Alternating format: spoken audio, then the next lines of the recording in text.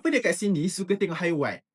Singa yang garang, gajah yang besar, burung yang warna-warni dan monyet yang suka buat lawak. Kalau suka, memang kena ajaklah mak ayah pergi zoo tau. Jom Abang Noel cerita 5 zoo best dekat Malaysia yang memang seronok untuk semua orang pergi. Pertama sekali, of course lah zoo negara. Zoo ni paling famous ada panda comel, zirafah yang tinggi dengan harimau Malaya yang gagah.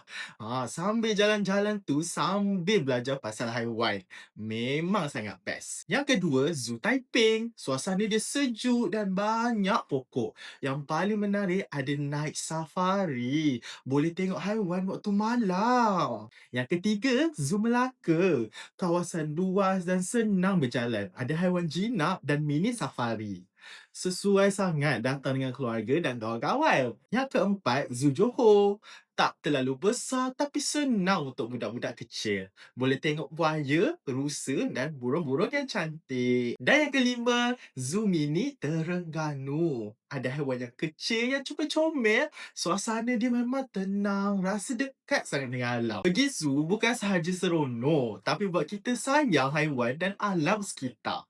Jadi, zoo mana satu korang nak pergi?